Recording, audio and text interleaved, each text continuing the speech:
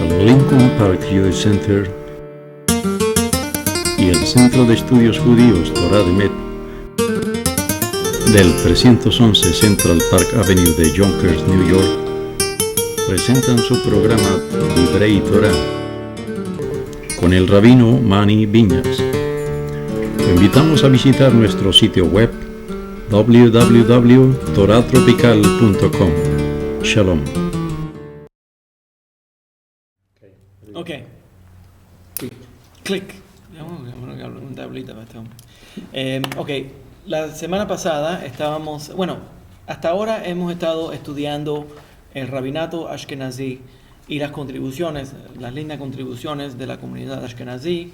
La semana pasada estudiamos sobre el Ramá y el Ramá escribió el libro que se llama el Mapá, que es el libro, el tapete. Gracias. El tapete, el mantel. Yo estaba mezclando tapete y mantel. Entonces dije tapel. El mantel que cubre la mesa, porque sirvió como un comentario sobre el Shulchan Aruch.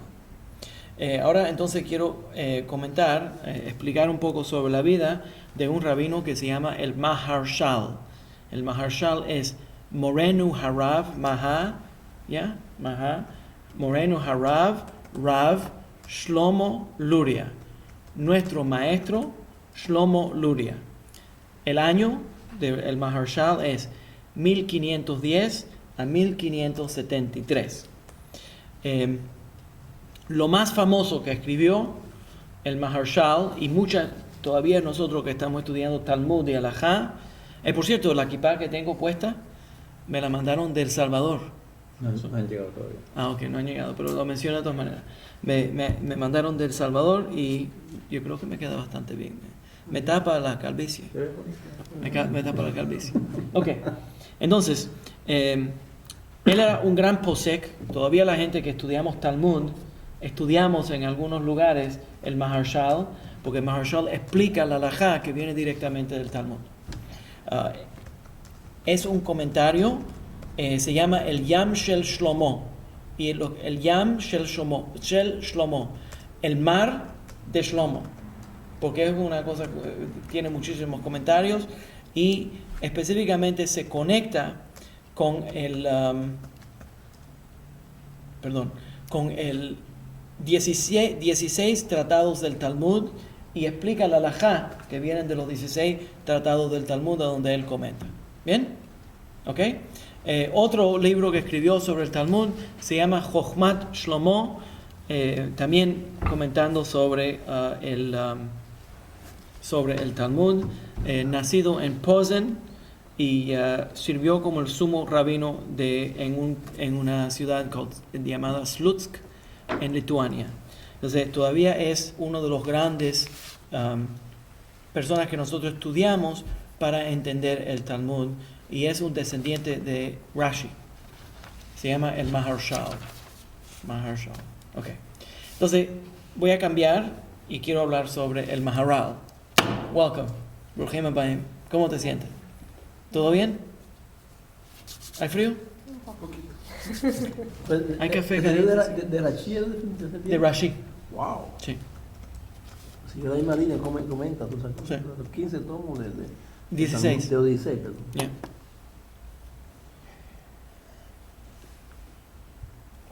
Ahora vamos a hablar sobre el Maharal de Praga. Maharal de Praga. Muy famoso, el Maharal de Praga. Y la razón que es tan famoso es por el Golem, la historia del Golem. Pero quiero comentar que en todos los libros del Maharal no se menciona el Golem. Y no se menciona nunca que el Maharal creó al Golem hasta que algunos empezaron a escribir alrededor de 1800 que él había escrito, que él había hecho el Golem.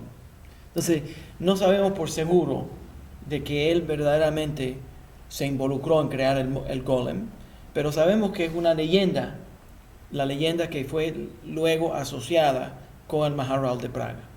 Pero quiero explicar un poco sobre quién es el Maharal y entonces explicar lo que es el Golem. ¿Ya? Ok. So, lo primero es el Maharal verdaderamente, cada vez que van a oír en este periodo de tiempo, cada vez que se llamaba Mahara, es Morenu Harav. ¿Ya? Entonces el Maharshal que hablamos anteriormente, el Maharsha, ahora el Maharal, todo es acrónimo para Morenu, nuestro maestro, el rabino. Y entonces le ponen el nombre de él. ¿Ya? Entonces se llama Maharal porque es Morenu Harav Yehuda Lev ben Betzalel, el hijo de Betzalel. ¿Ya? Morenu Harav Yehuda Lev ben Betzalel. ¿Se entendió? ¿Ya? Ben Betzalel. Sí. Muy famoso por ser halajista, talmudista, pero más todavía por ser mekubal.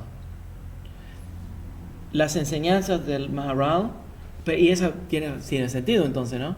Porque entonces si estamos hablando de la creación del golem, que voy a describir, necesitamos a un mekubal para que crea el golem. No puede ser cualquiera que va a crear un golem. Entonces, mucho de lo que escribió tiene que ver con filosofía judía, Hashkafá y con Kabbalah.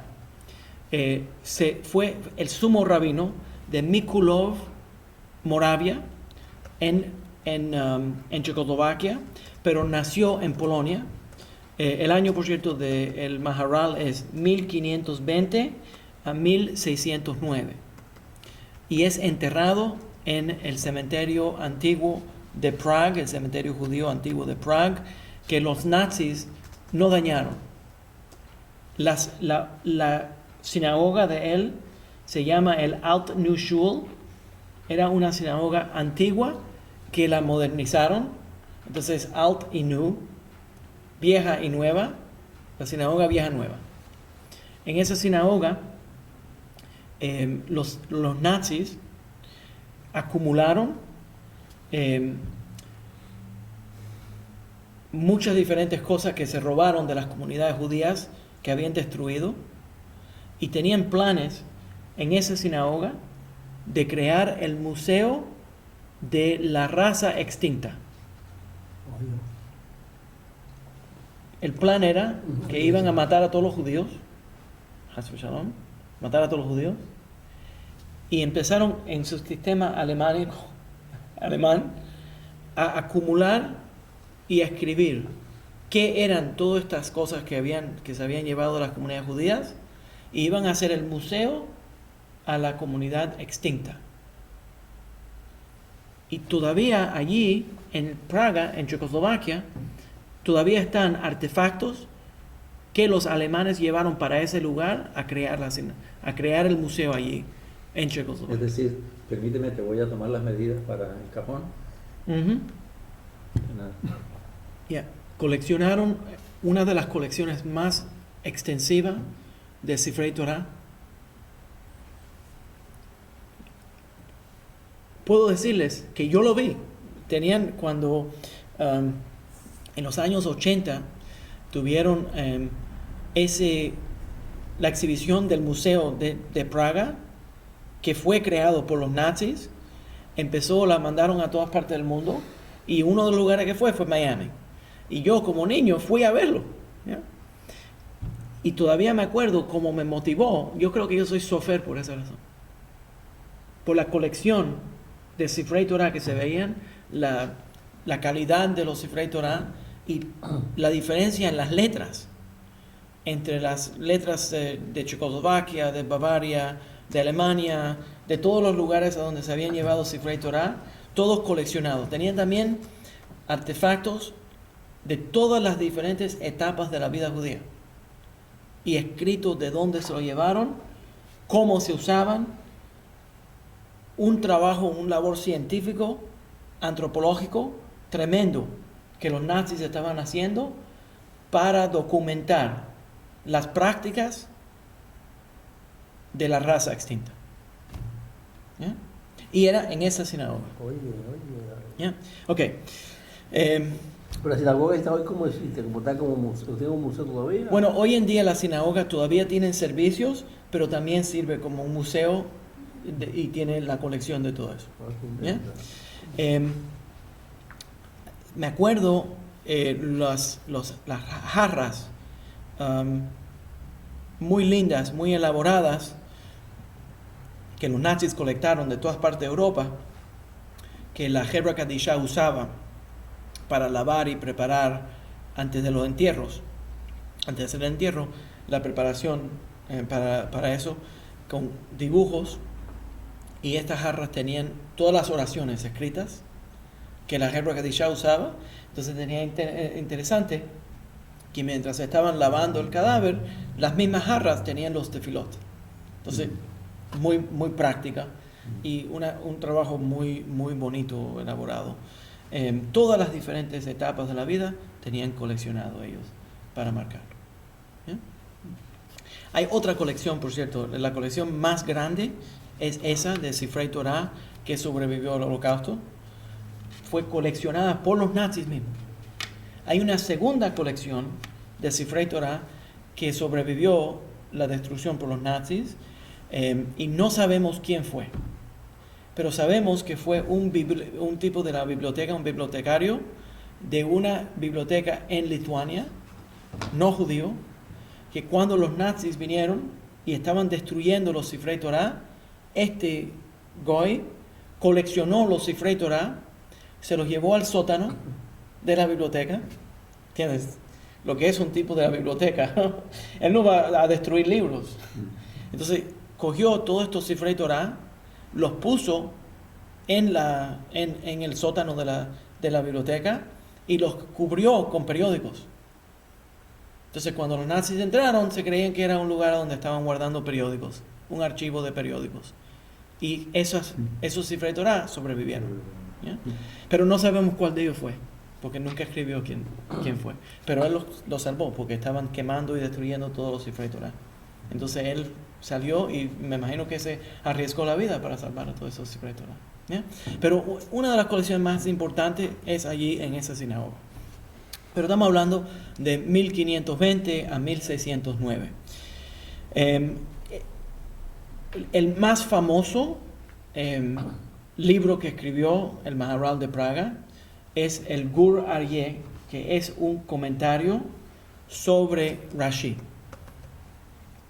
Entonces, Rashi es un comentario sobre la Torah, él es un comentario sobre Rashi, y explica y hace preguntas sobre Rashi.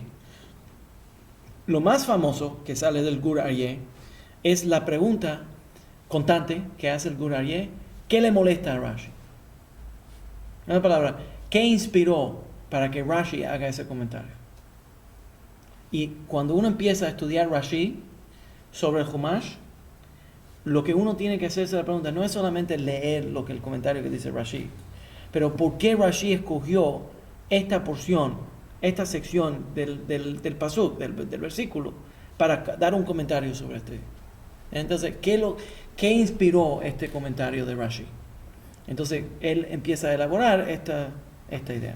Por cierto, el Gur Aryeh viene directamente del libro de Génesis, a donde Jacob está describiendo a los hijos a sus hijos antes de morirse, y describe a Yehudá como un león joven. Entonces Yehudá, él se llama Yehudá, entonces le puso Gur Aryeh, que él es como un león joven comparado a Rashi, que era el león viejo. ¿Ya? Entonces él está comentando sobre Rashi. Una de las famosas cosas del Maharal es que el Maharal de Praga es descendiente de los Gaonim de Babilonia, y él podía confirmar que él era directamente descendiente de los Gaonim de Babilonia. Recuerden, cuando empezamos a hablar sobre el rabinato, que teníamos los Amoraim, los Saboraim, los Gaonim. Después de los Gaonim empieza a salir de Egipto y empieza a pasarse, y la próxima es los Rishonim. Los Gaonim eran uno de los más altos sabios, porque estaban en Babilonia, y esa fue esa primer base del exilio, a donde se formó todo este estudio de Torah, y de ahí es donde viene el Talmud, ¿no? Entonces tienes los Amoraim, los Saboraim y los Gaonim. Incluye ahí a Jai Gaon, y a Sadia Gaon, ¿ya? Que hemos hablado anteriormente de ellos. Entonces él es descendiente de los Gaonim de Babilonia, y los Gaonim de Babilonia, un gran número de los Gaonim de Babilonia eran descendientes de la casa de David. Entonces son la nobleza del pueblo judío, ¿ya? Entonces el Maharal de Praga viene directamente de esa descendencia. En 1553 el reinado de Moravia lo nombra como el rabino, sumo rabino de la tierra de Moravia. El emperador lo nombra como el sumo rabino. Y de ahí quiero comentar sobre esto, porque en el exilio se ha formado mucho, tradicionalmente, lo que se llama el chief rabbi o el sumo rabino de ese pueblo o de esa tierra. Casi siempre el título de sumo rabino no viene de los judíos. Casi siempre es una posición política. Y lo que ocurre es que el rabino, que en muchas ocasiones tiene como un gen, una forma de congraciarse con el gobierno, y casi siempre esos rabinos lo están haciendo no solamente para ellos, sino lo están haciendo para encontrar favores con el gobierno. Ese rabino, el emperador o el rey o el gobernador de esa tierra, lo nombraba como el sumo rabino. Y en algunos casos, esos sumos rabinos se juntaban al concilio de las 4 tierras que hablamos la semana pasada. En ese concilio de las 4 tierras, ellos tenían la potestad de poner impuestos. Entonces, el sumo rabino no era solamente el título de sumo rabino, el más reconocido rabino, sino también tenía verdaderamente poder, porque él representaba dentro de la corte del rey o dentro de la corte del emperador, él representaba a esa comunidad judía. ¿Ya? Adicionalmente, eso se pone peligroso, porque a veces entonces el primer judío que estaba en la corte cuando se enojaba ese emperador era ese hombre, y a él le arrancaban la cabeza primero. ¿Ya? Entonces se estaba arriesgando. Y también la comunidad judía, en algunos casos, empezaron a escoger entre ellos quiénes iban a ser los judíos que entraban a la corte del rey o de los emperadores. Y ese grupo a veces eran la gente rica, y a veces esa gente no eran necesariamente grandes representantes para la comunidad, sino lo que estaban haciendo era entrando a la corte del rey para ellos atraer riquezas para ellos mismos. Entonces eso se volvía un problema bastante grande.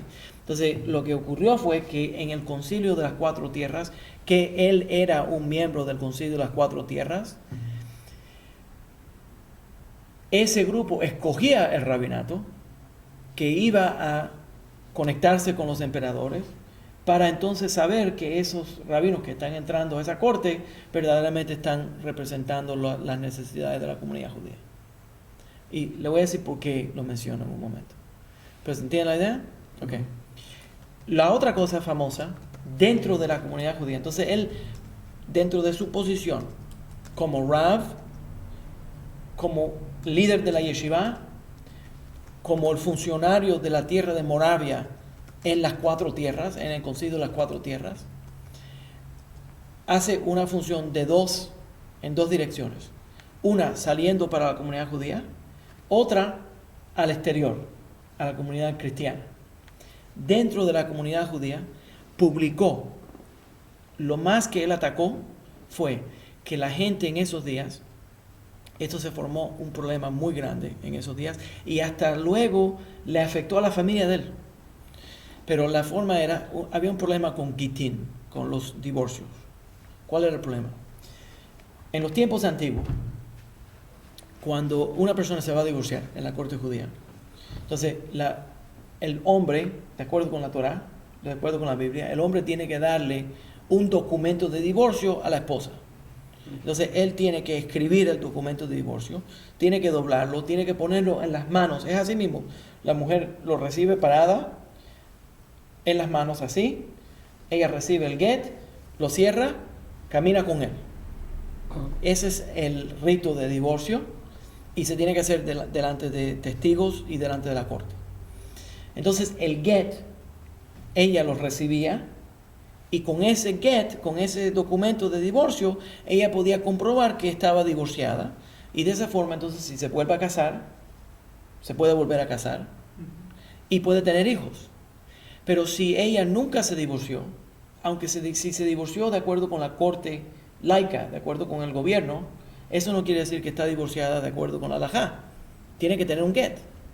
Entonces, si ella no tiene un get, porque nunca se divorció halaicamente, y entonces se casa con otro hombre y tiene hijos con otro hombre, los niños que nacen de ese segundo matrimonio se llaman mamzerim. Son ilegítimos o bastardos. En el judaísmo, nosotros no decimos, nunca decimos, que un mamzer, una persona que nació ilegítima, es una persona que nació sin que los padres estén casados. Ese no es el problema.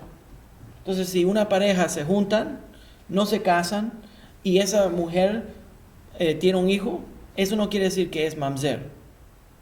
Nada más es mamzer si ella estaba casada con otro hombre, y entonces tuvo relaciones con un segundo hombre, y ahí donde salió el niño. Eso sería un mamzer. O si Chas v'Shalom, existe un caso a donde una mujer tuvo relaciones con un miembro de su familia. Incesto. Entonces, un niño que nace de un acto de incesto sería un mamzer. La única vez que un niño puede nacer siendo mamzer es si nació por adulterio o nació por incesto. Entonces, lo que estaba ocurriendo en esos días era que le daban el get a la mujer, y el primer esposo, para destruirla, se robaba el get. Y entonces cuando nacían los hijos del segundo matrimonio, estos son mamzerim. ¿Por qué son mamzerim? Porque ella nunca tuvo un get. Y si tuvo el get, pruébalo. Entonces se formaba la shon hara, y la gente empezaba a decir que los niños de ese segundo matrimonio eran mamzerim. O decían que alguien, entonces llegaba alguien a casarse y decía, no te puedes casar con ella porque ella es mamzeret. O no te puedes casar con él porque eres mamzer.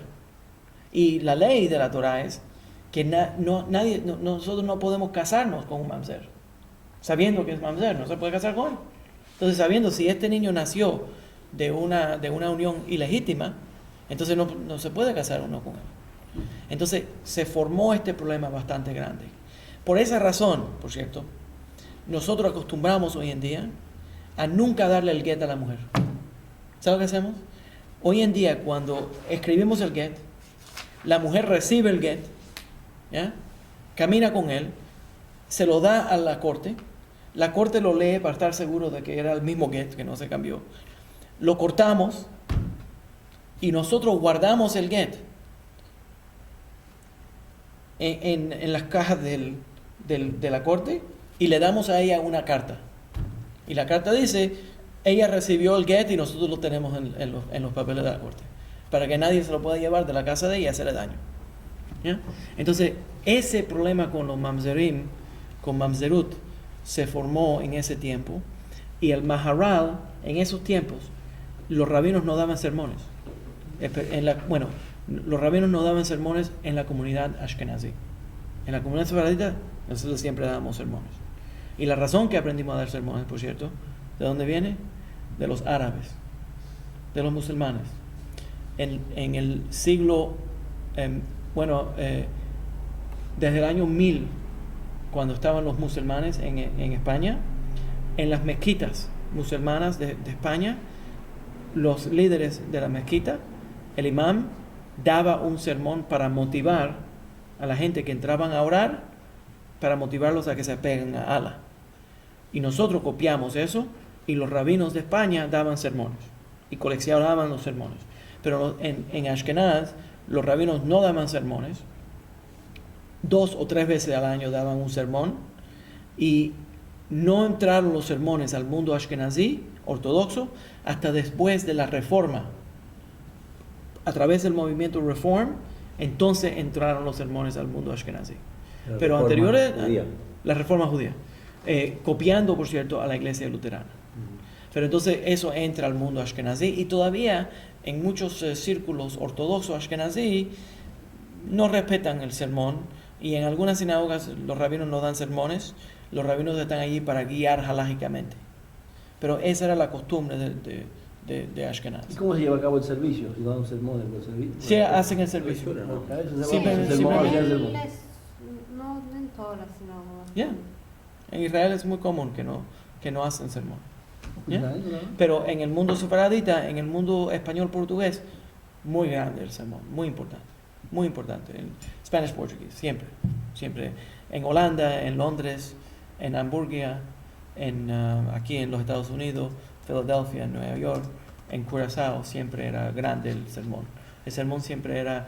el sermón tiene hasta un estilo. En el estilo sefaradita, se supone que empiece con algo que el rabino va a hacer para congraciarse con la congregación. La broma del día. Una broma, o puede ser cualquier cosa, un anuncio que va a atraer a la gente, algo así. Y entonces el próximo, él explica la parashá, hace pardes, Perush Remes Drash Sod, y entonces termina con una oración. Yo uso el estilo sefaradita. Termina con una oración a donde repite, ¿verdad? Básicamente repite el sermón entero, pero lo inculca como una tefilá. Ok, pero entonces en esos tiempos se hacían 2 o 3 veces al año los sermones, y se hacían en Rosh Hashanah y Kippur y Shabbat Hagadol. Shabbat Hagadol a veces no se hacían en Rosh Hashanah y Kippur, se hacían en Shabbat Shuvah, el Shabbat entre Rosh Hashanah y Kippur. Pero en muchas sinagogas, y especialmente en Checoslovaquia, se hacían Rosh Hashanah, Kippur y Shabbat Hagadol. Shabbat Hagadol es el Shabbat antes de Pesach. Y casi siempre se concentraban esos sermones en las cosas que estaban ocurriendo, que estaban relacionadas a la fiesta. Pero en muchas ocasiones, los sermones que él daba eran hablar contra los mamzerim. Y enseñó una idea que es interesante, que es, si alguien se sospecha, si una persona se sospecha que alguien es mamzer, no se supone que vaya a indagar que es mamzer. Pero es judío, ¿no? Es judío, pero uno no se puede casar con él. No se puede casar dentro del pueblo judío. Y por ejemplo, si se muere el esposo, ¿y qué pasa en eso? No importa, todavía el niño que nació del adulterio que esa señora cometió es un mamzer, aunque el primer esposo se murió. Ahora, si el niño fue concebido después, entonces es viuda, no es adulterio.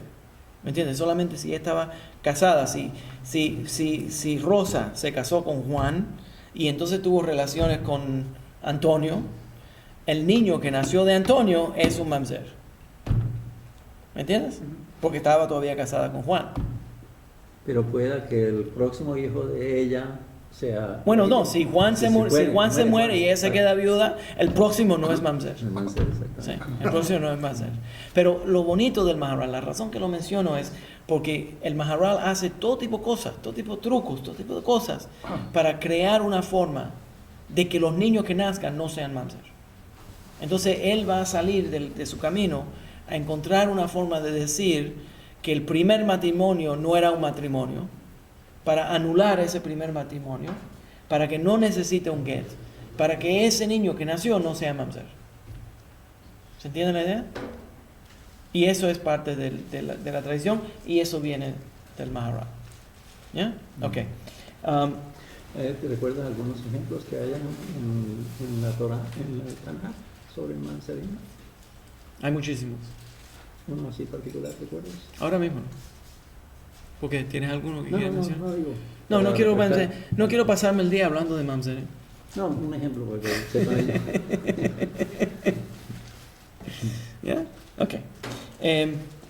En Praga, el otro asunto que se atiende mucho el Maharal de Praga, y entonces ahora entendemos más todavía por qué la gente pensaron que esta historia, esta leyenda sobre el golem se le pegó al Maharal, es que el Maharal primero era tremendo político. Primero empezó con el gobierno local, y poco a poco se fue desarrollando hasta que entró a una audiencia con el emperador Rodolfo II de ese periodo, y él entró con su hijo y su hermano en una audiencia larga, y la tradición es que fueron 3 días enteros visitando con el emperador. El emperador lo puso a dormir en el castillo. ¿Quién ha oído un judío entrando a hablar con el emperador? Eso es tremendo. Entonces el emperador Rudolfo II lo recibió, y después de eso el emperador Rudolfo II hizo una comisión de la iglesia en ese área y declaró que no existía la calumnia de sangre, que la calumnia de sangre no era verdadera. Déjame explicar lo que es la calumnia de sangre. Se acusaban a los judíos en ese tiempo, y causó muchas muertes judías, que los clérigos anunciaban, los curas anunciaban que se había desaparecido un niño y que los judíos se lo habían llevado antes de Pesaj y le habían sacado la sangre para hacer matzot. Entonces la gente se alteraban y mataban muchísimos judíos, y entonces al final nunca encontraban el cadáver del niño, y la gente, una cosa terrible. Eso también tuvimos la experiencia en España, y eso viene a través de toda Europa. Entonces lo que el Maharal hace es que se conectó con el emperador y empezó a enseñarle. El emperador tenía mucho interés en Kabbalah, entonces usó su enseñanza de Kabbalah para explicarle cómo los judíos consideran la sangre, hasta la sangre de un animal, que es prohibida.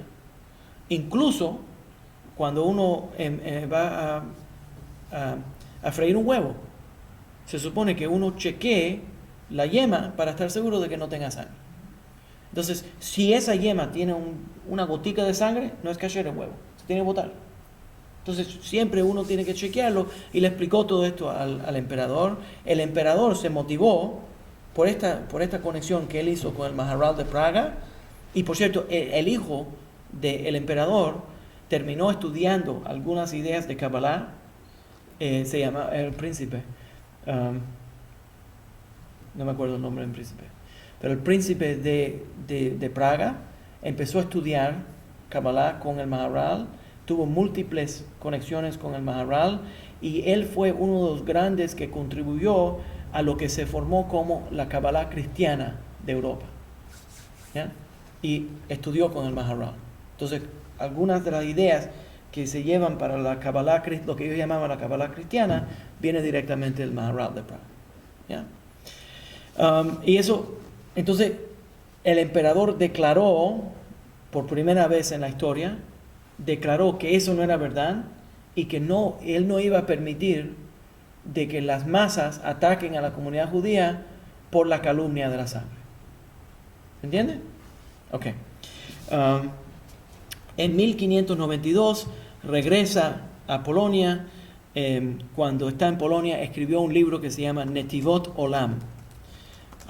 Algunos de los grandes discípulos de él es el Yom Tov, el Tosafot Yom Tov.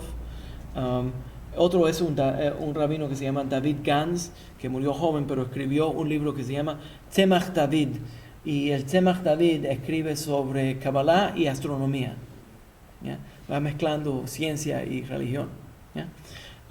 Netivot Olam es sumamente importante, ¿eh? Su tía está muy interesada en astrología y todo. Sí. Eso era muy común. Y tiene mucho fundamento, no es para darle de menos, porque nosotros tenemos un sistema de astrología que es nada más que viene nada más por Kabbalah. Yeah? You know that. Okay. El libro Netivot Olam se concentra en la filosofía de la ética moral de cómo un ser humano se debería de portar. Incluso allí, en el Netivot Olam, escribe una sección grande sobre Teshuvah. Y una de las... Déjame explicar lo que estoy tratando de decir. En el Netivot Olam, él presenta una idea que hoy en día es New Age. Hoy en día es algo La gente todavía está entendiéndolo, ¿no? Y eso es que si yo me comporto en la forma correcta con las demás personas, con una persona, se forma como una energía entre esas dos personas que pueden causar una revolución espiritual en el mundo. Entonces, si te portas de una forma correcta con los demás, esa paz y esa armonía que se crea entre esas dos personas, no solamente es una paz y armonía que existe entre esos dos, sino eso sale al mundo entero.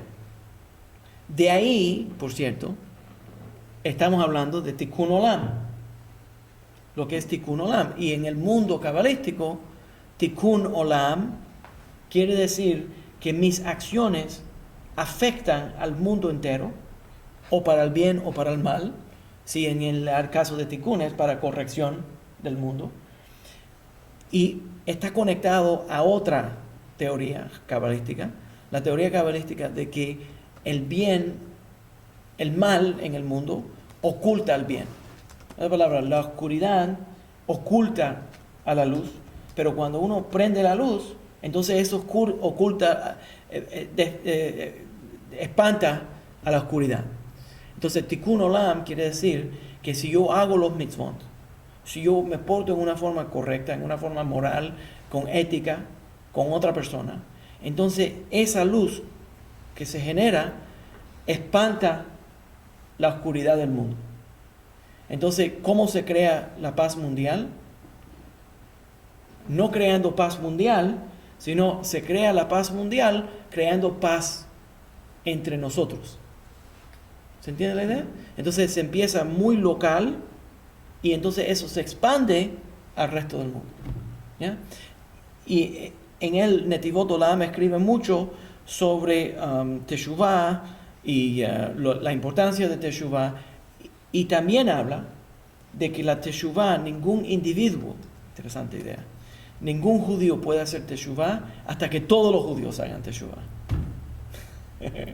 Y incluso dice él que ninguna Teshuvah, oigan bien, esto es una idea de 1948, que la Teshuvah del pueblo judío no puede estar completa hasta que el pueblo judío retorne a la tierra de Israel. Eso es Shuvah. Es genius. ¿Yeah? Entonces la Teshuvah no puede estar completa hasta que el pueblo judío regrese a su identidad correcta. ¿Y cuál es su identidad correcta?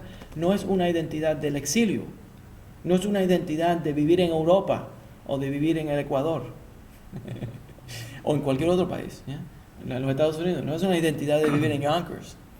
La identidad verdadera del pueblo judío es dejar atrás la identidad del Golá y movernos para la tierra de Israel, a retornar al camino de nuestros padres. ¿Ya? Entonces él escribe mucho sobre esta idea y él dice que la Torá entre los Netivot, y escribe también en el Netzach Israel, escribe mucho sobre Tisha B'Av, ¿ya? Y en la llegada del Mashiach. En Netzach Israel dice él que la Torá entera, los mitzvot, no se pueden completar completamente a menos que se están haciendo esos mitzvot en la tierra de Israel. Make sense?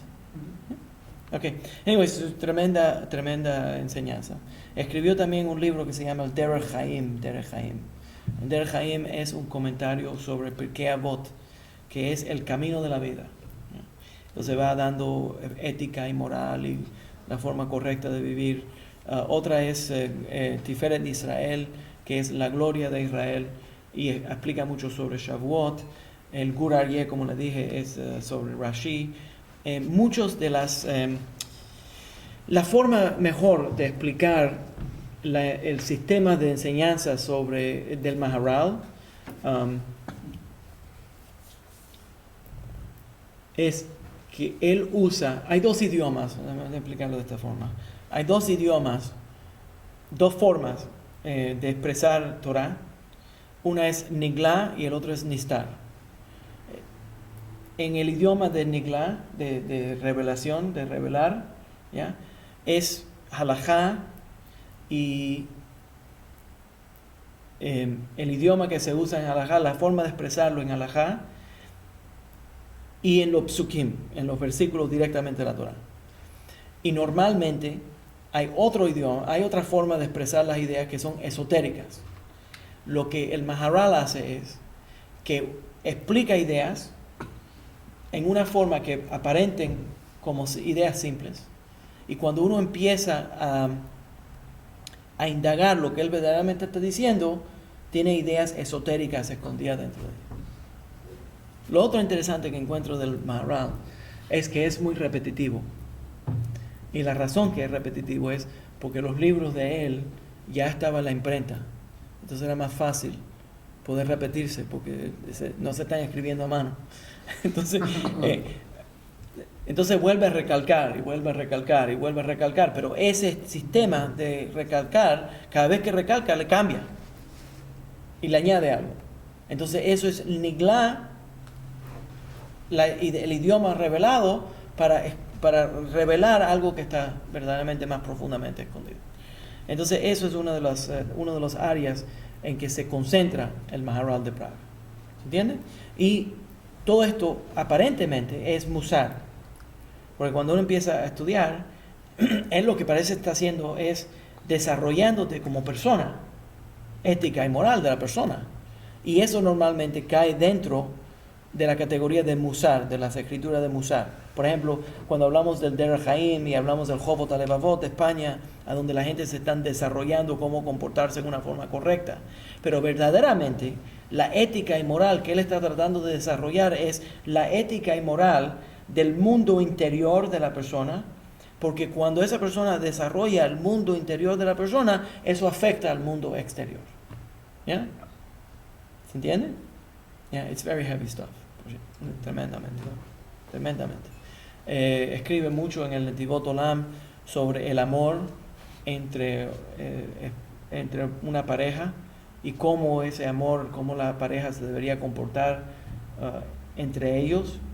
Incluso describe actos sexuales y de todo ahí. Y entonces usa eso para describir ideas espirituales más profundas. ¿Yeah? Se ven influencias en el Netivot Olam, básicamente de Zohar, de Sefer Yetzirah, de Hasidei Ashkenaz. Hablamos anteriormente de los Hasidei Ashkenaz. Y de el sufrimiento del mundo. ¿Cómo? Sufrimiento del mundo. Exacto. ¿Ya? Mucho, muy común. No, Netivot Olam quiere decir el camino del mundo. El camino del mundo. Anyways, Luria. Y entonces él entra a otro área que es muy Ashkenazi. Este área Ashkenazi, quiero concentrarme por un momento porque es sumamente importante. Mientras los rabinos de España, estamos hablando 1500 por ahí, los rabinos de España que ya han salido de España están escribiendo en dos áreas principalmente, uno en halajá, en ley, y el otro en Kabbalah. Toda España, en el mundo sefaradita, se concentra en el estudio de Talmud y la razón que están estudiando Talmud es para desarrollar la ley. ¿Cómo yo entiendo, esto es lo que los sefaraditas están pensando, cómo yo entiendo estos sugyot, estas secciones del Talmud para entender la halajá, cómo aplicar la halajá? Entonces, si quieres entender cómo aplicar halajá o quieres un psak halajá, pregúntale a un rabino sefaradita. Los rabinos sefaraditas internalizamos la idea de buscar heterim, cómo permitir, y tenemos somos bekiim, somos expertos en cómo aplicar la halajá. En el mundo ashkenazí se desarrolla midrash y agadá. Y nadie enseña agadá como los ashkenazí. Entonces él escribe un libro que se llama Be'er HaGolá. El Be'er HaGolá es el pozo del exilio. En el Be'er HaGolá él coge, y esto se volvió grande en el Ein Yaakov, por cierto, fue muy grande en el mundo ashkenazí. El Ein Yaakov es un libro que se escribió a donde se entra al Talmud y se coleccionaron todos los agadot, todas las historias, los cuentos, los parábolos, todo lo que estaba en el Talmud, que son cuentos, se ponen juntos en un libro, el Ein Yaakov. Entonces lo que él hace es, déjame explicar la inspiración a esto. Había un rabino de Rossi, apellido de Rossi, que escribió un comentario sobre los agadot, las historias que están en el Talmud, pero es una crítica de los agadot que están en el Talmud. Por ejemplo, hay historias en el Talmud de un rabino que fue a un pueblo rápidamente, llegó, se suponía que era 4 días de viaje y llegó en 3 días, o en 2 días. Y entonces el Talmud dice, ¿cómo llegó tan rápidamente? Porque usó un camello volador. Entonces, ¿cómo se entiende que usó un camello volador? Flying camel, right? ¿Qué es lo que es un flying camel? ¿Qué es lo que es un camello volador? Entonces, algunos dicen, bueno, eso simplemente es una expresión, que se apresuró y se apuró. Pero otros dicen, no, en esos tiempos la gente creía en camellos voladores. ¿Entiendes? Entonces, De Rossi escribe como una crítica, hay un libro que se llama Meor Einaim, que es una crítica sobre los agadot. Entonces, él escribe un libro, comentario contra De Rossi, porque criticó los agadot. Y entonces lo que hace es que usa los agadot, y esto es tremendo, usa los agadot, que están los cuentos que están en el Talmud, para explicar principios filosóficos y cabalísticos. Entonces destapa él que estos no son cuenticos que están ahí en el Talmud. Están en el Talmud porque están escondiendo cosas místicas que están en el Talmud. Y yo creo que es más profundo eso. Es una forma muy profunda de aprender. ¿Ya? Entonces eso es una de las bellezas del mundo ashkenazí, que el mundo ashkenazí no se concentró solamente en estudiar Talmud para encontrar la halajá, sino hasta encuentra halajot dentro de los agadot. Entonces normalmente nosotros separamos Agadeta, decimos, bueno, Agadeta es un cuento, eso no quiere decir que yo tengo que seguir la ley. Pero en el mundo ashkenazí le sacaron a la Agadeta no solamente halajá de cómo aplicar la ley, sino se desarrolla otro concepto, y ese concepto viene de verdad de los Hasidei Ashkenaz, y él es influenciado por los Hasidei Ashkenaz, que empezamos a hablar sobre los Hasidei Ashkenaz cuando empezamos este tema, y los Hasidei Ashkenaz introducen un concepto, el Lifnim Mishurat Adin, que quiere decir, tienes la ley, que a los sefaraditas les encanta estudiar la ley y encontrarle la vuelta a la ley. That's what we think our job is, right? Encontrar la vuelta a la ley. Y los Ashkenazim dicen, ok, pero hay otra ley. Y esa es la ley de lo que Dios verdaderamente quiere. Y entonces es más allá de la ley. Entonces, él viene de la escuela de los Ashkenazim, que van a coger los Agadot y van a enseñar que los Agadot en el Talmud aprendes de la ley. Pero en los Agadot, en los Agadeta, aprendes Lifnim Mishurat Adin. Aprendes a ir más allá de la ley, a ser tan ético, a ser tan moral, a ser tan desarrollado que te sobrepasas de la ley, no solamente sigues la ley, sino haces más allá de la ley. ¿Te entiendes? ¿Entiendes la idea? Y eso es una de las grandes contribuciones del Maharal. ¿Ya? Ok. Explicando un poco sobre el golem. Déjame explicar lo que es el golem para que la gente entienda lo que es el golem. ¿Ya? Existe antes del Maharal de Praga, ya hay una Agadá, una historia en el Talmud que habla sobre ciertos rabinos que tenían la habilidad de crear como un monstruo, pero una persona hecha de barro, y entonces como una imagen de una persona, y entonces usando ciertos psukim, ciertos versículos de la Torá, combinando estos versículos de la Torá, tenían la habilidad de atraer un espíritu, ese espíritu un shade, como un demonio, no un demonio malo, pero un demonio, lo ponen dentro de esa figura que han hecho de barro, y lo atrapan dentro de ahí. Y entonces eso se llama el golem. Y animó a ese golem. Y el golem empieza a caminar. Y le puso al golem Emet.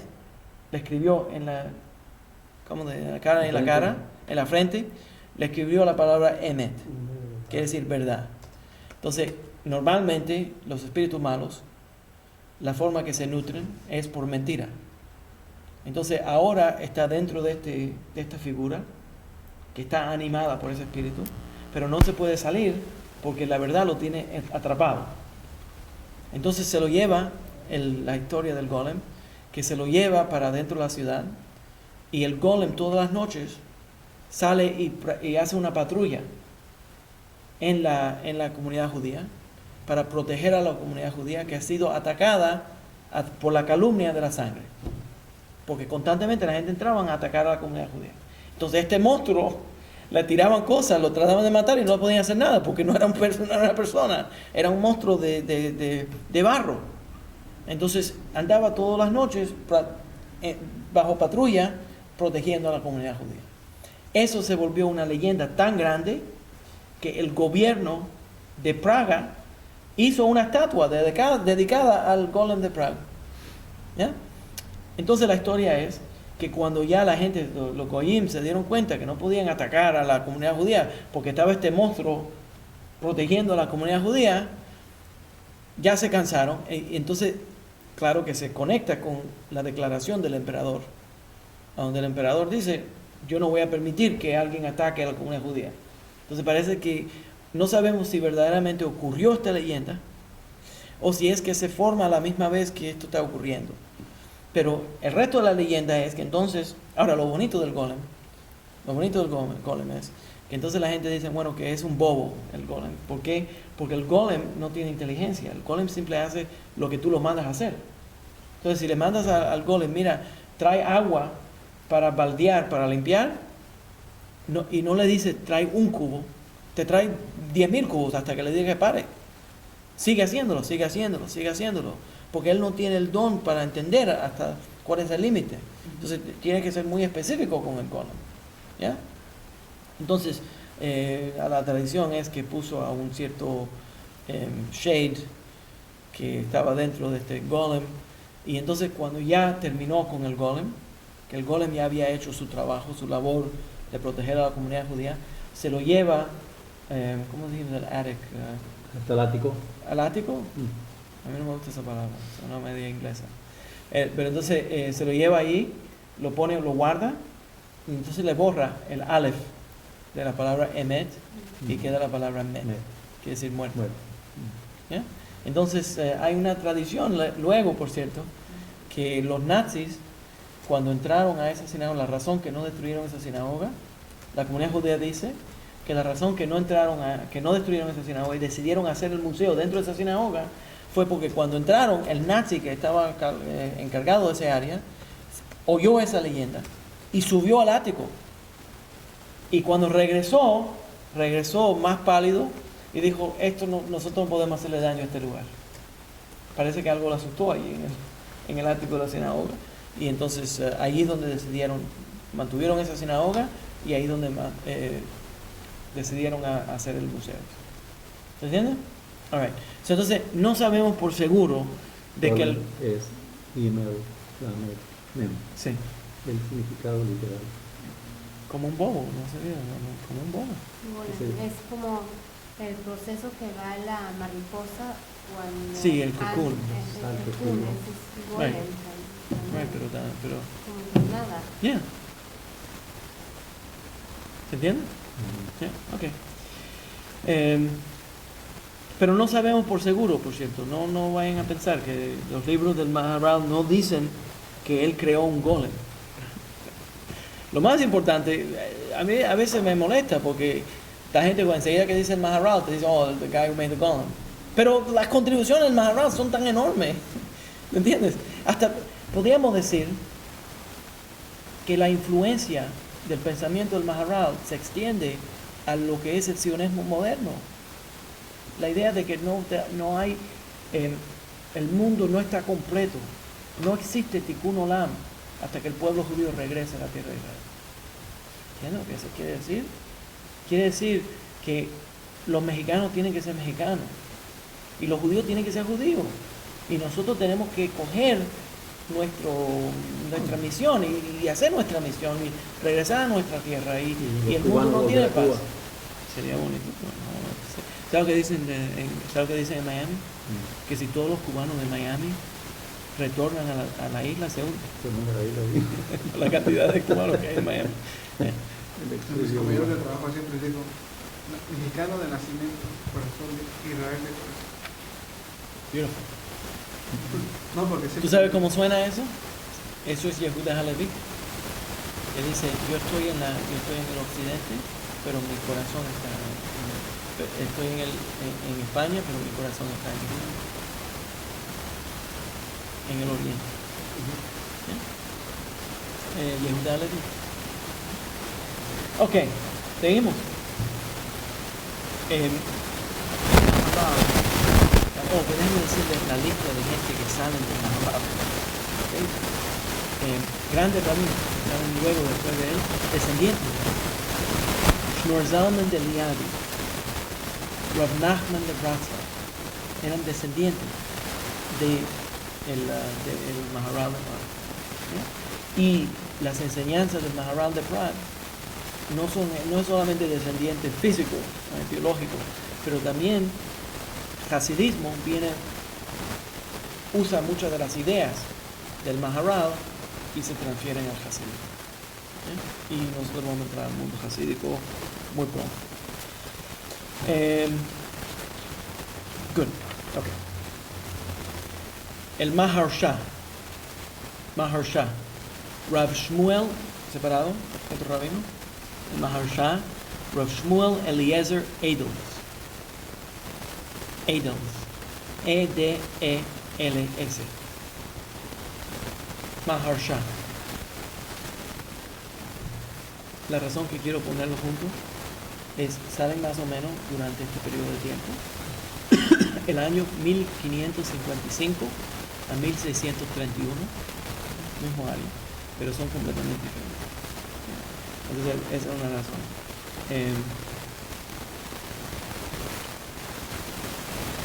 Déjame explicar. Primeramente, la razón que a mí me gusta tanto esta persona, Adel es el Maharsha. Él se pone el apellido de Adel porque la suegra de él se llamaba Adel.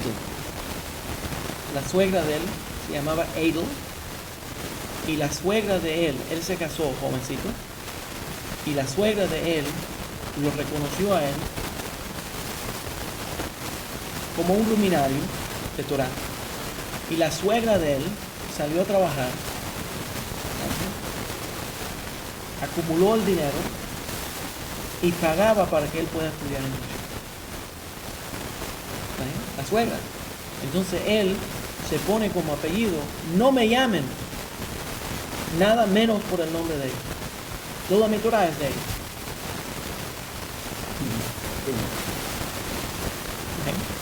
De una mujer. Entonces, la razón que es muy importante. Entonces, ¿qué se concentra en Maharsha? Se concentra en Halajá. No estamos hablando de un tipo filosófico que escribe Kabbalah ni nada de esa cosa.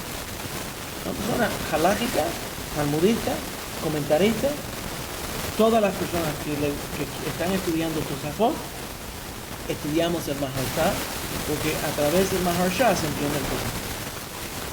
Entonces, muchos de los comentarios de él son comentarios sobre Rashi y comentarios sobre Tosafot. Y si uno entiende lo que está hablando el Maharsha, entiende lo que es los comentarios de Tosafot. Es una persona muy humilde, el Maharsha. Imagínate nombrarte, usar el nombre de tu suegra, porque tu suegra es la que te está apoyando. La suegra, por cierto, no solamente apoyó a él, sino luego él forma una yeshiva y toda la yeshiva come de esa suegra. Entonces, se vuelve él uno de los grandes dayanim de la corte.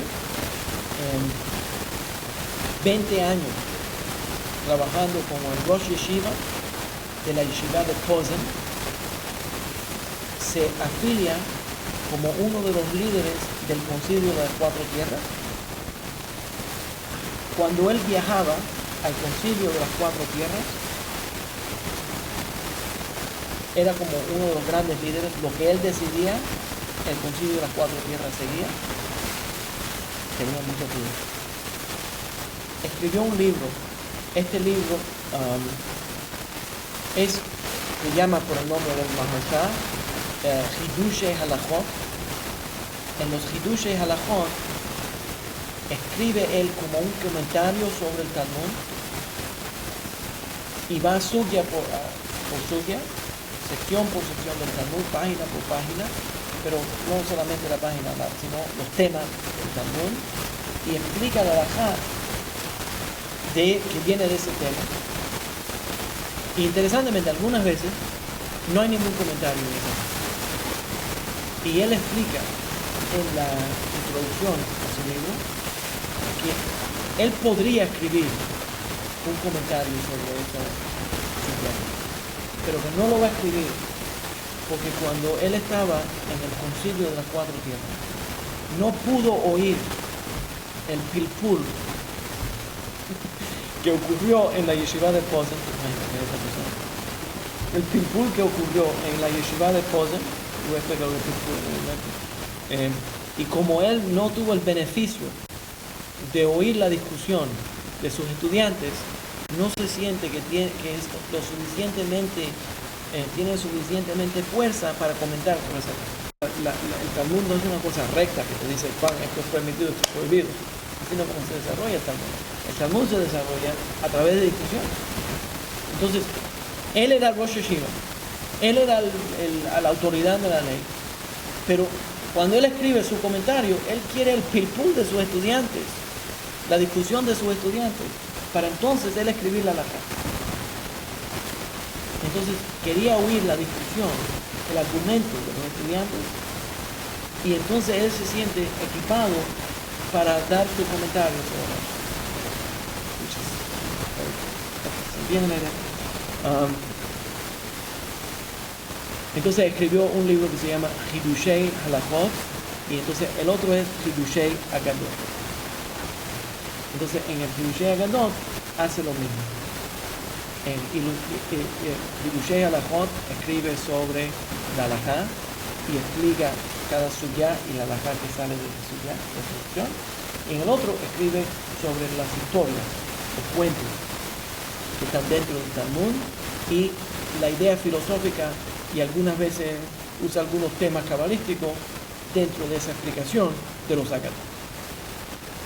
Se forma aquí, lo más importante es que en el mundo Ashkenazi, como mencioné anteriormente, muchos de los Talmidei Jajamim Ashkenaz están estudiando los Agadot, las historias del Talmud, para entonces aplicar leyes y filosofía y cultura que vienen de los Agadot que están en los cuentos que están dentro del Talmud.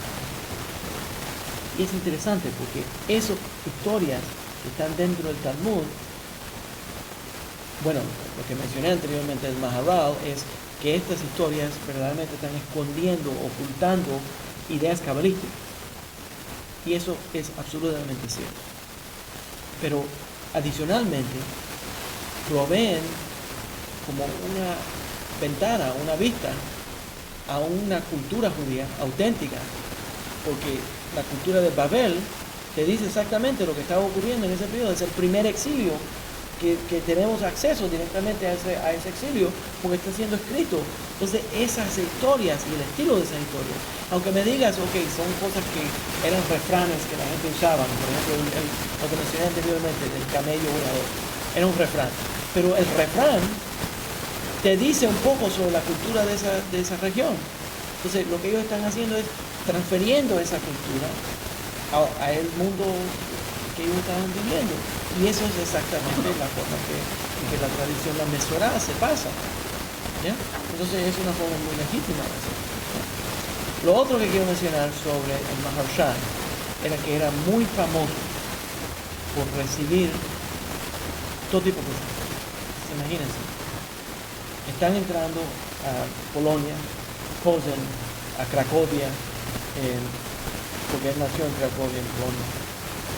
Siempre era reconocido que recibía a cualquier persona. Entonces alguien entra al pueblo y no es alguien de la senadora que le invita a la casa, que va a la casa. Un pobre, un pordiosero, un tipo que limpia casa. Vengan a mi casa, vengan a la casa del sumo rabino del pueblo, el hombre que tenía todo este poder, ¿ya? Entonces en la puerta, este es el versículo, viene del libro de Job, de Job, en español es Job, ¿sí? En el libro de Job, capítulo 31, versículo 32. Él lo tenía escrito en su puerta, ¿ya? En la puerta de su casa estaba este pasuk y dice: ninguno ha dormido afuera de esta casa, afuera en la puerta de mi casa, afuera de la puerta de mi casa. Siempre fue abierta la puerta de mi casa a cualquiera que quiera. So, tremenda persona, Jesucristo. Ok. Y entonces uno más. ¿Qué dicen? ¿También mismo de esto? Esas palabras son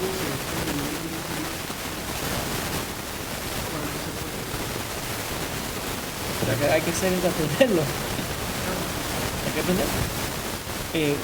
Especialmente, a mí me gusta mucho el Maharaj. A mí me gusta mucho estudiar el Netivot. Y hay una sección en el Netivot de Teshuvah que la razón que lo estudio tanto es porque lo encuentro tan difícil de vivir de acuerdo con lo que le está enseñando. No, yo que se estudia así, necesariamente que pero está muy bien. Pero a mí me gusta mucho el Netivot. Este es el famoso Shelah, y lo llaman el Shelah HaKadosh. Shelah HaKadosh, Shnei Luchot HaBrit. Lo llaman por el nombre del libro. El apellido es Horowitz. Rabbi Yeshayahu ben Abraham Halevi Horowitz. El año 1565 a 1630. Cuando yo fui a la tumba a verla de Rambam, antes de llegar a la tumba del Rambam está el Shelah.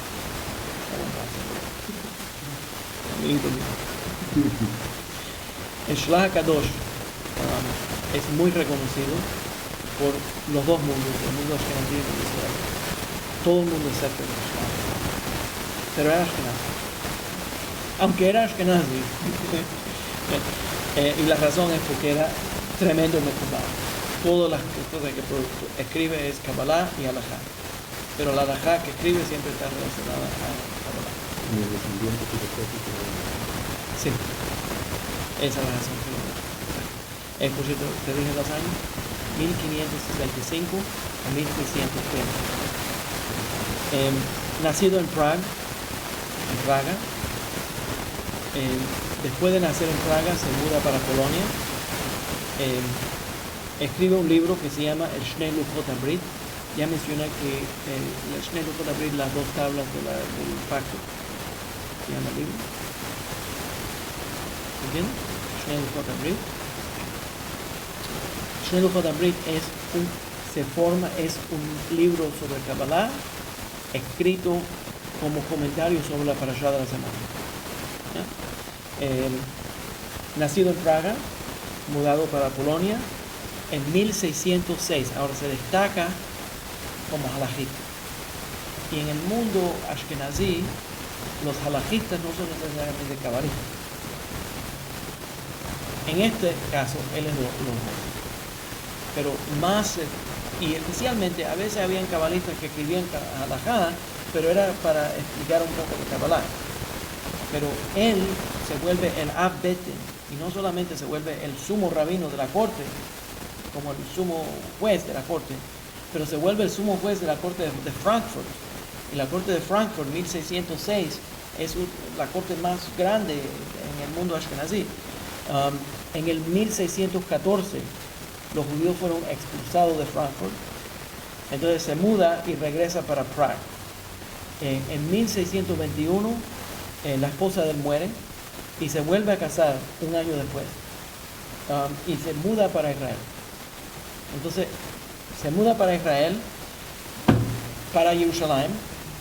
De Jerusalén vienen los árabes y esto ocurrió, recuerdan cuando hablamos sobre los rabinos israelitas que escribieron Kabbalat Shabbat, que vivieron primero en Jerusalén, entonces se mudaron para el norte de Israel, para Tiberia, y allí se establecieron porque estaban bajo la protección de los otomanos. Pero en Jerusalén había muchos grupos árabes que atacaban constantemente a los judíos. Esa es una de las cosas que a mí siempre me molesta de esta gente. Nos dicen, ellos nos están atacando porque lo que ocurrió en el 1948. Eso no es verdad. Cada vez que nosotros hemos vivido entre ellos nos atacan. Porque la razón que nos atacan es porque estamos vivos. Si estuviéramos muertos estarían ellos mucho más contentos. Pero nosotros no les vamos a dar ese placer. Entonces, ese es el problema. Ustedes saben que el mundo entero tendría paz si nosotros los suicidaríamos. No le vamos a dar ese plan. Entonces, él se muda para Jerusalén. Y vienen los árabes y atacan allí en Jerusalén. Entonces él se va para el norte de Israel, a donde se forma un asentamiento grande de Mekubalim, en Tzfat y en Tver. Entonces, en toda esa área había una gran colección de rabinos, incluso varios rabinos que se han mudado para Tzfat, y se forma un paraíso de Kabbalah, de estudio de Kabbalah y de Torah, que será yo poder haber vivido ahí. En el 1625, un grupo de árabes, uno de los locales que estaba gobernando en ese área, se lo capturó, se lo llevó secuestrado, y la comunidad de Tiberia pagó muchísimo dinero para rescatarlo,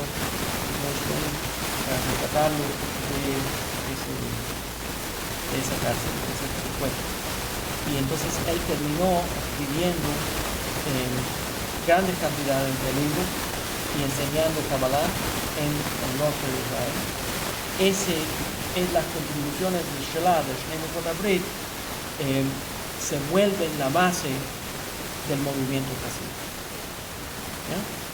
Okay. So, quiero explicar un poco, nada más para terminar esta idea. Hay ciertos rabinos que cuando llegaron a cierto nivel de explicar Kabbalah, cada vez que la gente se refieren a ellos, le añaden Hakadosh. Harim, Hakadosh. Otros, el Shelah, le ponen Hakadosh. La razón es porque se formó una fama de Shelah, que era una persona que se concentraba casi siempre, estos que tienen la idea de que eran tan santos, que eran tan especiales, es porque se concentran en enseñarle filosofía, Torah, a las masas. Y una de las cosas que el Shnei Luchot HaBrit, el idioma que usa, es un idioma fácil de entender. Y coge conceptos muy altos cabalísticos y los pone en una forma fácil para que una persona que no tiene mucha educación, tiene un poco de educación, pero no tiene mucha, puede entender los conceptos. Pero son conceptos muy altos que él, por su inteligencia, los pone fácil. ¿No? Entonces, una de las cosas que quiero mencionar aquí es que los grandes rabinos, hay dos, déjame decirlo de esto. Cuando yo, en mi estudio de Torah, a mí me gusta, siempre me ha gustado, oír derashot, sermones, clases de rabinos. Eso es lo que a mí siempre me atrae. Había un rabino en Miami Beach que era el más alto pagado rabino en todo el Southeast de los Estados Unidos. Todo el sureste de los Estados Unidos era el que más le pagaba. Era el rabino de una sinagoga conservativa en Miami Beach. A mí me gustaba escaparme de y ir a esa sinagoga de la hora a huir porque se me escapaba. Por cierto, déjame decirte que no era se me llamaba de ninguna manera. El hombre manejaba, entraba con un limusín, parqueaba delante, entraba a la sinagoga, Y había un tipo que estaba preparado en Shammah a abrir la puerta. Un Shabbos Rabbi. El red carpet. Como paparazzi, tenía los paparazzi, no sacaban fotos, pero era increíble verlo, era increíble. Pero era tremendo Dasham. El hombre sabía. Entonces, yo siempre me escapaba para oírlo. Está bien. Se forman dos, yo he visto que hay dos tipos de rabinos. Un tipo de rabino, cuando habla, uno se queda impresionado con su nivel de conocimiento. Te quedas oyendo lo que él está hablando y dices, wow, este rabino sabe todo. El otro grupo de rabinos, cuando uno sale de allí, uno dice, wow, qué persona más importante es Dios. ¿Entienden la diferencia? Entonces, hay ciertos rabinos y ciertos libros que cuando uno empieza a estudiarlos, uno dice, wow, este libro me educó, me enseñó mucho. El rabino es un tremendo rabino. Mira, cuando pudo conseguir todas las fuentes y ponerlas todas en su lugar, y uno se queda impresionado por el nivel de conocimiento que esa persona tiene. Hay otro rabino que te comunica la misma cantidad de conocimiento, pero la motivación de él es desarrollarte a ti. El Shelah en su enseñanza no impresiona, no solamente impresiona porque él tiene conocimiento, sino te impresiona que tú eres lo suficientemente importante para cambiar el mundo, para mejorar el mundo. Entonces, este tipo de enseñanza de Kabbalah lo que está haciendo es desarrollando al que está leyendo, al que está estudiando, para que esa persona se acerque a la Kabbalah. Y entonces va a entender que esto, muy importante, va a influenciar al movimiento hasídico. El movimiento hasídico se va a concentrar en el individuo que tal vez no tiene mucha educación. Pero lo que vamos a hacer es motivar a ese individuo que sus acciones tienen gran valor en los ojos de Hashem y que todos los mitzvot que va a hacer van a mejorar al mundo. Y entonces todo esto empieza a, entiendo lo que estoy diciendo, el Maharal está motivando, motivando de que todos los mitzvot y nuestras acciones van influenciando un mundo más grande, van transformando al mundo. Entonces esto empieza a formarse y empieza a coger camino, y luego el Baal Shem Tov va a crear un sistema hasídico que va a combinar todas estas enseñanzas y va a mostrar. ¿Entiendes? ¿Ok? Pregunta.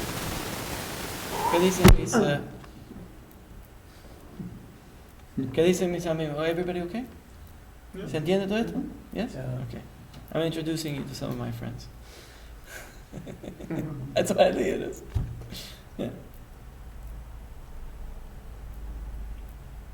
Muy interesante. ¿Todo bien? Rabino Mani Viña saca dos. Right. Yeah, sure. Esos son gente que no me conocen. Yeah. Tú sabes que cuando el Ramchal, Moshe Chaim Luzzatto, déjame comentar sobre el Rabino Mani Viña Sakadosh. ¿Están ellos oyéndome? ¿Dicen que sí? No me estás mintiendo porque se te ven los ojos que no han respondido. Entonces, Rav Moshe Chaim Luzzatto, hay una discusión entre los Mekubalim sefaraditas. No se formó la discusión, pero cuando lo lee la material, no van juntos. Los Mekubalim sefaraditas, que hablan lo que es un tzadik, y los Mekubalim hasídicos, que hablan lo que es un tzadik. El tzadik, desde el punto de vista hasídico, no es lo mismo que el tzadik desde el punto de vista sefaradita. En el mundo hasídico, el tzadik es una persona que básicamente nació sin el Yetzer Hará. Es una alma tan pura que ha entrado a este mundo sin el deseo de hacer mal. En el mundo sefaradita, el tzadik es una persona que tiene un Yetzer Hará más grande que nadie. ¿Sí bien? Entonces, esa persona tiene controlado el Yetzer Hará o tiene el Yetzer Hará para inspirarlo a hacer bien en el mundo sefaradita.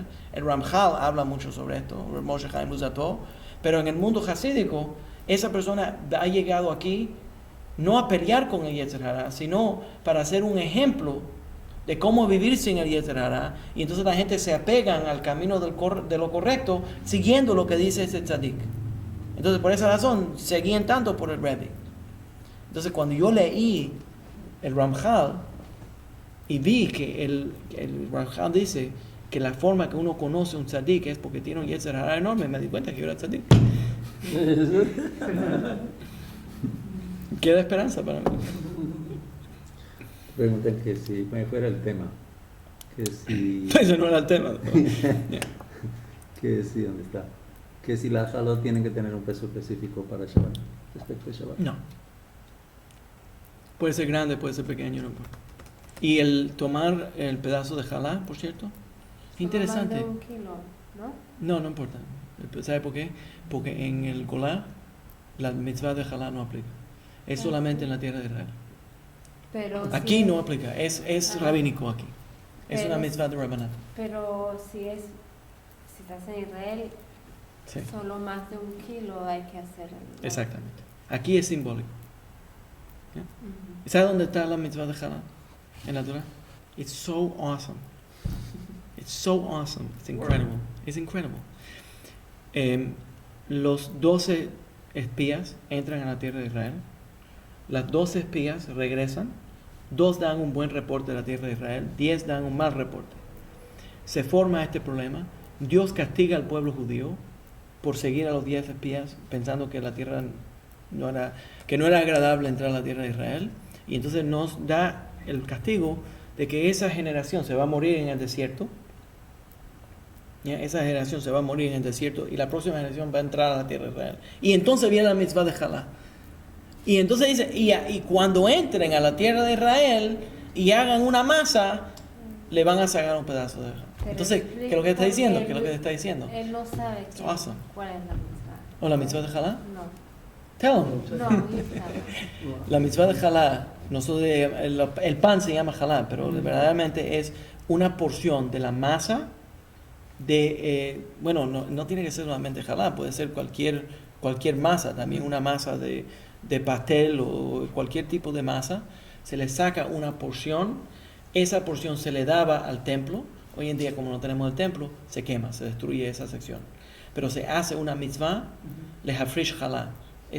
Se dice una brajá al sacar esa porción de la masa. Pero eso sí es una mitzvah para mujer, ¿no? Bueno, normalmente sí, es una mitzvah específicamente para mujeres, pero si no hay una mujer que lo está haciendo, se supone que el hombre lo haga. Porque dicen que si una mujer dice esa mitzvah, she have an easier birth. Right.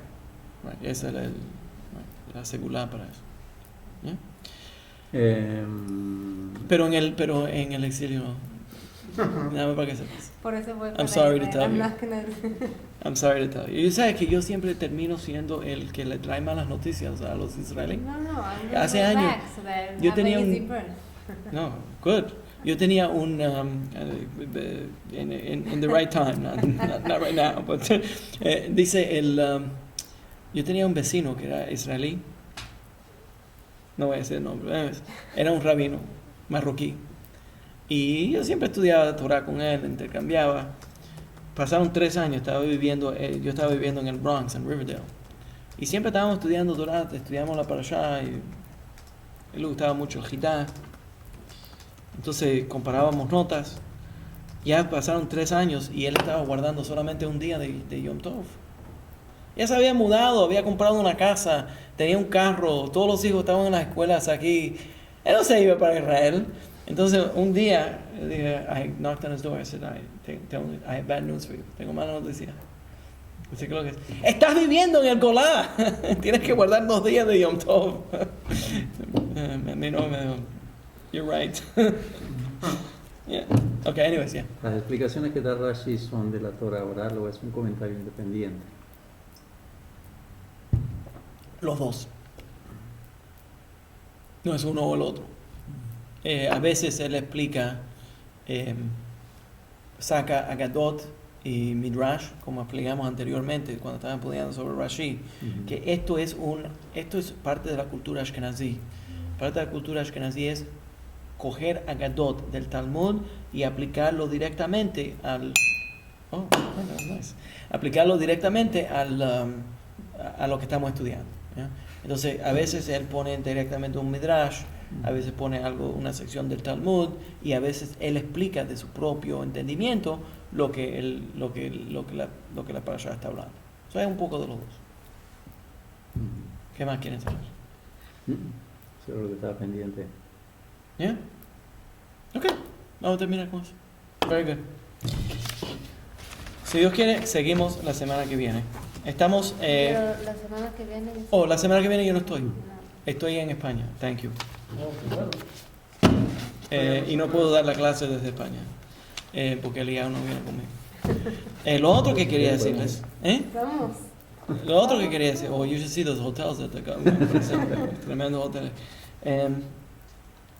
Que estamos, nada más para terminar la idea, que estamos progresando hasta que llegamos entonces, en las próximas semanas, vamos a llegar a lo que es el mundo hasídico.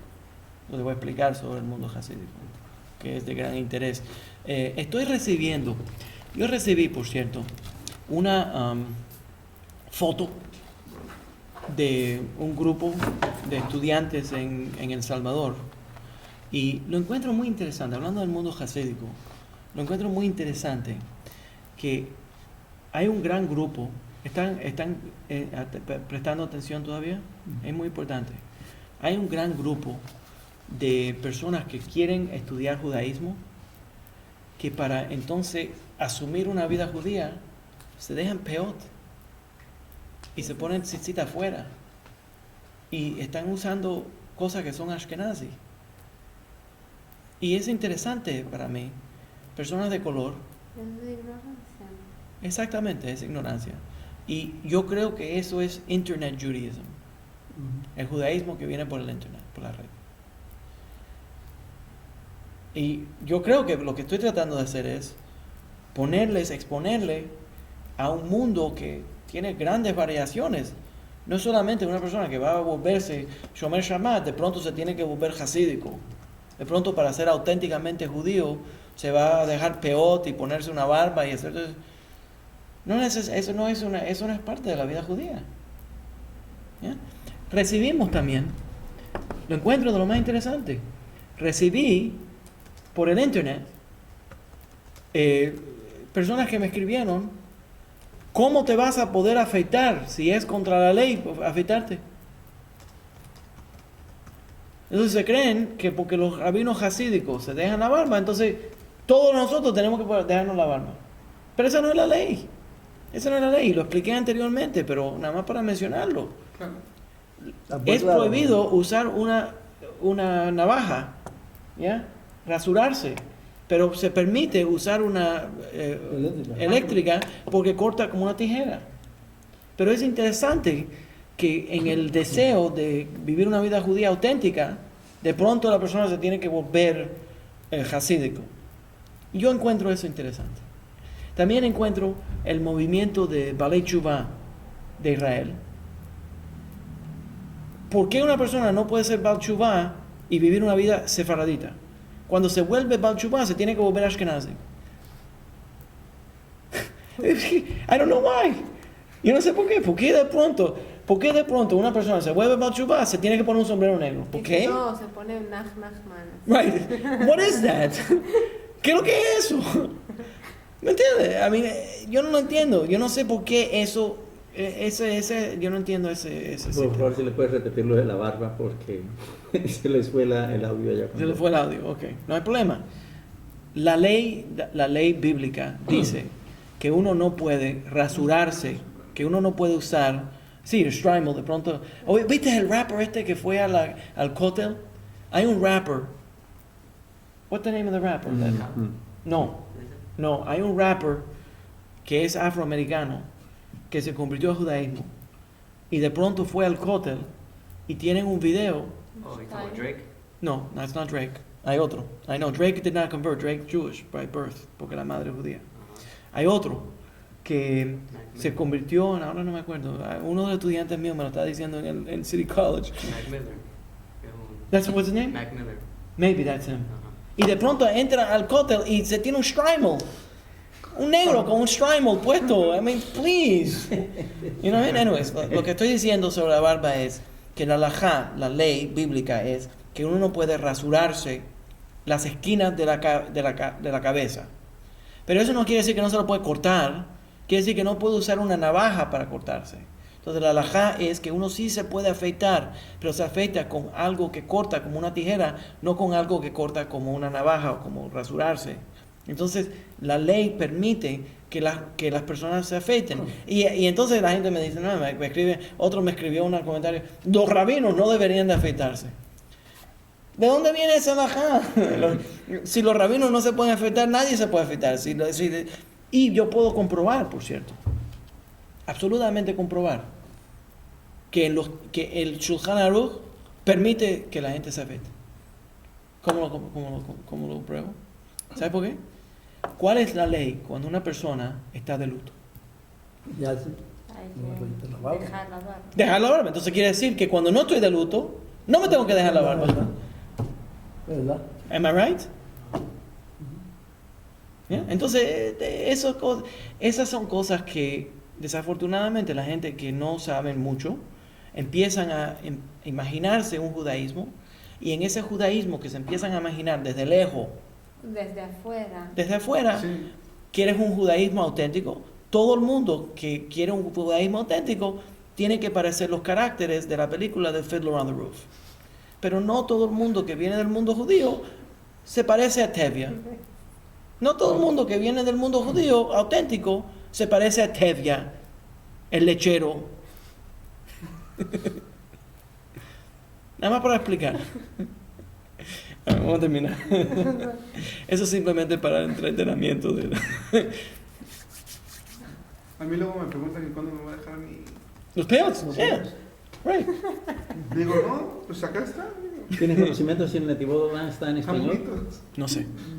No sé si está en inglés. Porque eso sí está prohibido, ¿no? Si no, afeitarse. Afeitarte. Es que El cortarse es hasta donde está el hueso. ¿Ya? Yo cuando voy con los Antes del dominicanos... hueso no. una buena analogía aquí. No todo. Pero déjame la idea. Sí. Cuando voy con los dominicanos, siempre sacan la navaja. Digo, no. Sí. No me gusta, aparte, pues. Exacto. Exacto. Yeah. Una buena analogía aquí, que no todos los mexicanos se visten de charro. No todos los mexicanos se visten de charro. Sí, claro, cierto. Pero él está vestido de charro, yo lo veo así. All right. ¿Sabes que yo estaba en la Ciudad de México? Me llevo a unos estudiantes. Yo di una clase en City College sobre los judíos de México. Incluso teníamos un viaje a la Ciudad de México y me llevo un grupo de estudiantes y eran todas muchachas. Van allá, estaban en el parque y ven a unos policías montados a caballo, policías de la Ciudad de México, vestidos muy típicos. Y salen ellas contentísimas, estas americanas, salen contentísimas a pedirle a los policías fotos. Y los policías, no way. Le dicen que no, etc. Okay.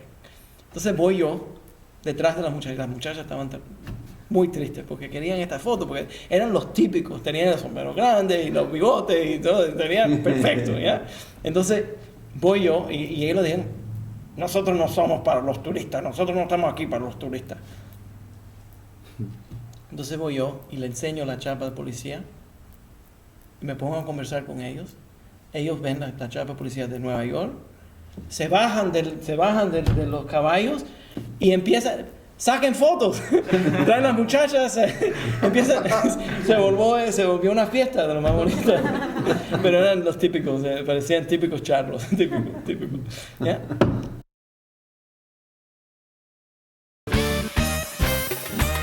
Cuando Lincoln Park Youth Center y el Centro de Estudios Judíos Torah de Met del 311 Central Park Avenue de Yonkers, New York, presentaron su programa Divrei Torah con el rabino Mani Viñas. Te invitamos a visitar nuestro sitio web www.toratropical.com. Shalom.